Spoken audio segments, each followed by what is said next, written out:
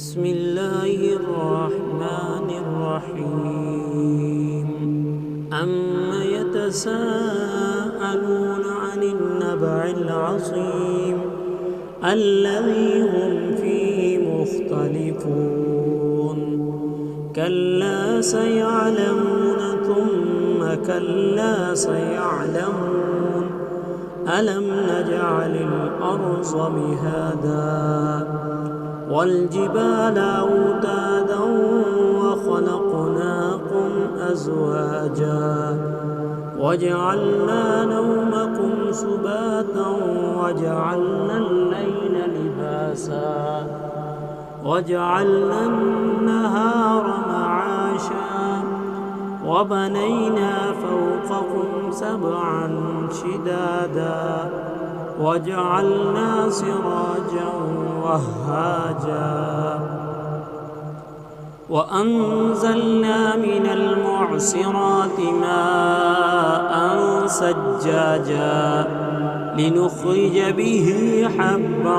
ونباتا وجنات ألفافا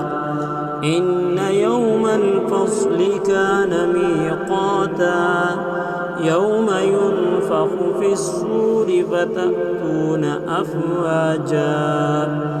وفتحت السماء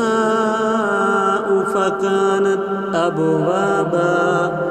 وسيرت الجبال فكانت سرابا إن جهنم كانت مرصادا للطاغين مآبا لابثين فيها أحقابا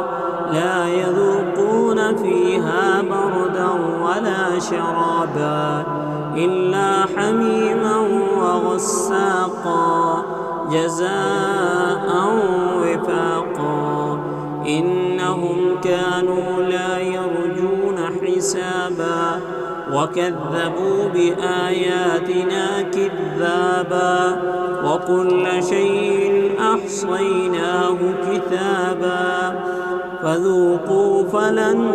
نزيدكم إلا عذابا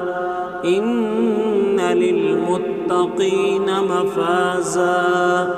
حدائق وأعنابا وكواعب أترابا وكأسا دهاقا لا يسمعون فيها لغوا ولا كذابا جزاء من ربك عطاء حسابا رب السماوات والأرض وما بينهما الرحمن لا يملكون منه خطابا يوم يقوم الروح والملائكة صفا لا يتكلمون إلا من أذن له الرحمن وقال صوابا ذلك اليوم الحق فمن شاء اتخذ إلى ربه مآبا إنا أنذرناكم عذابا قريبا يوم ينظر المرء ما قدمت يداه ويقول الكافر يا ليتني كنت ترابا صدق الله العظيم.